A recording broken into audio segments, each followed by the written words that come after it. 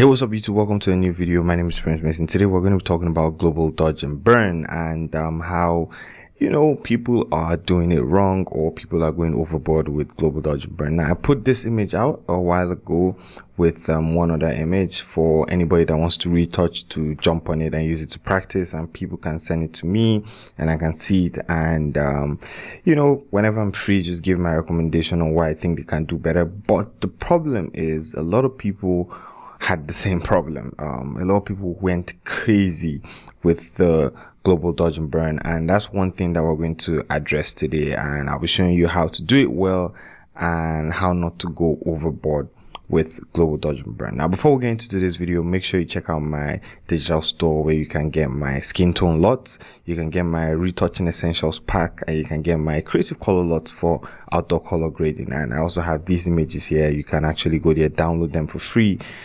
practice with them, and get better at retouching.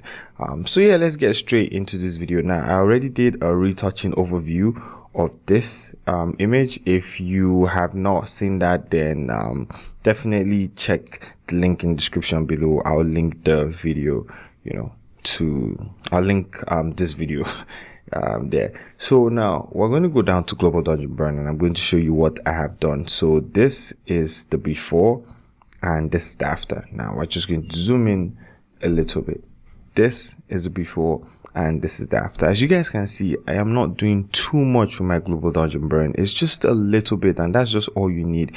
You don't need to go crazy with global dodge and burn, especially with dark skinned subjects, dark skinned models. The reason is because we already have a lot of melanin in our skin and we are very dark, and you're not trying to, or you don't want to add too much to that, because it now starts looking fake. Yeah, it starts looking fake, starts looking over processed once you start going overboard with your global dodge and burn. Now, global dodge and burn is amazing, and I've not explained what it actually does. It just, you brighten the bright parts of your image, you darken the dark parts of your image. That's just what global dodge and burn is, and what that will do for you is just highlight the person's features, or highlight specific features in an image, right? It doesn't have to be a person. You can dodge and burn the background, you can dodge and burn clothes, you can dodge and burn products. It does not have to be a person, but in this case we are dodging and burning our subject, who happens to be a beautiful model, right? So what I'm going to do right now is delete my global dodge and burn, and I'm going to come up here and use one of the actions that I have out that you guys can definitely go purchase from my digital store, and I'm just going to click global dodge and burn. Now, dodge and burn is basically just a bunch of curves adjustment layer. So you guys can see it. We have this curve adjustment layer where we have this pulled up, and we have this curves adjustment layer for our burn that we have our curves pulled down. You just have to find the perfect balance to it.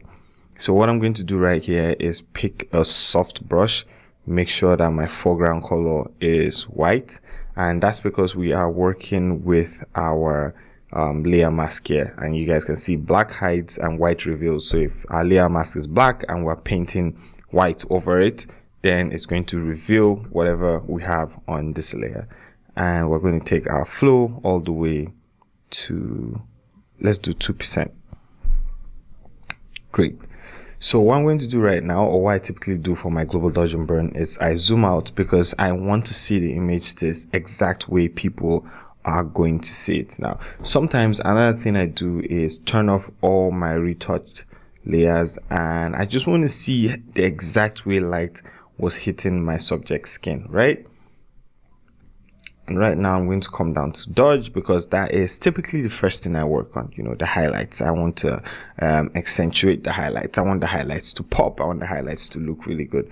So I'm going to start from here, right here on the right part of our face, just there. And I'm going to just follow the line. And now I'm going to check my before and after. As you guys can see, I have already added enough. Now, global dodge and burn does not have to take too much time, because your micro or macro dodge and burn is already taking so much time. So this is just to highlight, certain features in your subject's face, right? And what I'm going to do right here is come to a forehead, because the forehead always, because it stands out of the face, it's always going to show more light. You know, once light hits that place, it's always going to stand out. So right now I'm going to work on her forehead. You know, as you guys can see, I'm using a soft, big brush. You guys can see that, a soft, big brush. Make sure your brush is at the hardness at its lowest, using a very soft, big brush. And I'm not working my way with, you know, little brushes. And now I'm going to work on her nose. Just bring that out. I'm going to work on this side of her face, soft brush. This side of her face too, soft brush. And under her chin.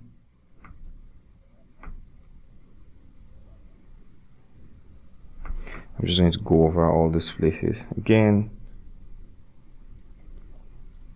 Then all the highlights on her skin, you know, just work on those. And let's see her before and after, before and after. So what I'm going to do right now is turn on my frequency separation, because that's the last layer for my retouching that I worked on. And we can see right here, we can see our before and our after. Before, after. As you can see, it has a little more shine to her skin, and that's just what we want. We don't want to go too much. We don't want it to be too bright, right? Okay, great. Now I'm going to come up to my burn, and with the same soft white brush, I'm going to work on the shadows. I'm going to work on her contours. You know, I'm going to make her features stand out a lot more. So what I'm going to do here is turn off my last retouching layer again, or my last retouched layer, which is my frequency separation. And I'm just going to work on her contours here. I think you can see that was just like 2 strokes, and here too. It's part of her face, her forehead, and just here underneath her eyes. Then I'm going to work on her nose. And yes, for my burn, that's about it. That's all I'm doing with my burn. So let's see before for my burn and after, before and after.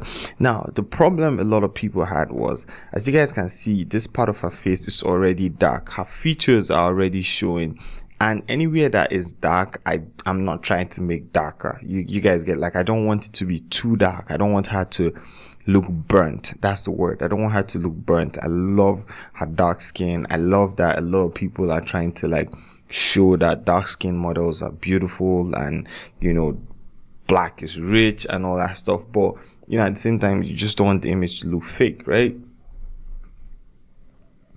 Okay, great. So this are before and this are after. So now I'm going to turn on my frequency separation, and I'm going to show you guys my before and after. You guys can see, very subtle, but it works. It just shows exactly what the image is about, right? You can see her features more now because they're standing out.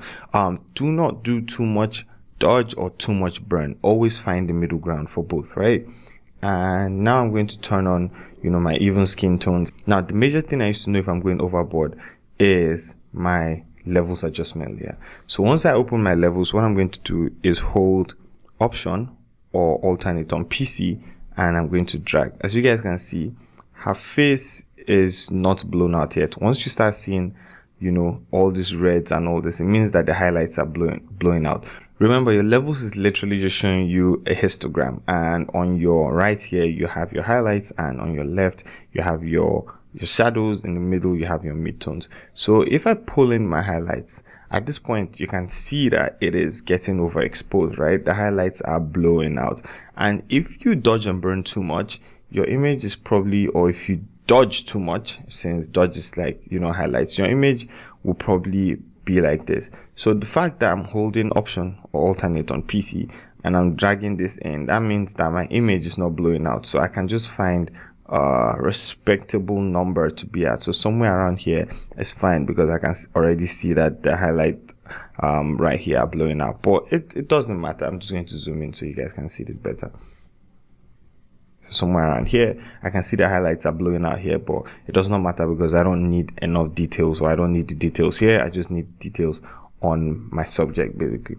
And from here you can see, if I just drag in my shadows, you can see that she's already really dark and the image is already really dark. I'm not trying to go crazy with the image. So immediately I drag this in a little bit, you can see that she's already, you know, getting the shadows are already getting blown out, and we don't want too much of that, right? So maybe just a little bit, somewhere around here is fine. So whenever you are done dodging and burning, right, and you feel like, oh, you know what, this is not having the pop, or this does not have the pop that I want it to have, don't go crazy with your dodge and burn. Just create a levels adjustment layer, drag in your highlights, drag in your shadows, till you find the middle ground for both, and your image is going to look amazing. So that's the trick. That's the trick for global dodge and burn.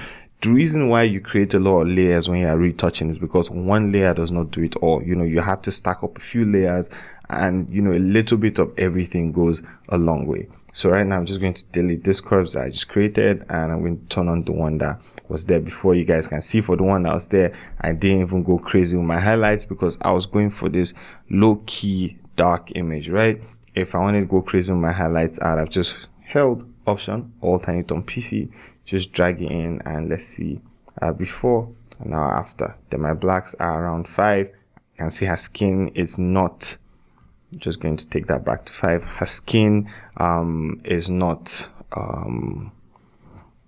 blown out. The highlights are not blown out, neither are the blacks crushed. Yeah, that's the word for the blacks, crushed.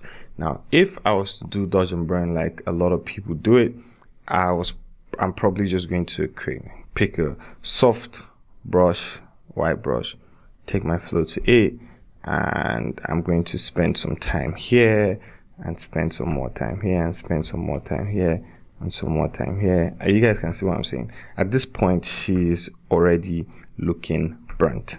You guys can see that before and after, and that's not what we're going for. But anyways, that is today's video. I'm just going to take that out. Anyways, that is today's video, and I just wanted to explain how you can do dodge and burn, global dodge and burn, the best way possible. So I'm just going to turn all this back on, and ta-da, we have an image that looks, you know, great. It's very low key, but at the same time it does not look burnt. Anyways, thank you so much for watching today's video. Like I said, if you're looking to retouch better and retouch faster, then definitely check out my skin tone lots and also my retouching essentials pack that I have in my digital store, and a few freebies that I have there for you guys. Thank you so much for everything. If you have bought any of my products, I want to say thank you so much for the support. I really appreciate it. You are keeping this channel going. Anyways, thank you once again, and have an amazing day. Peace.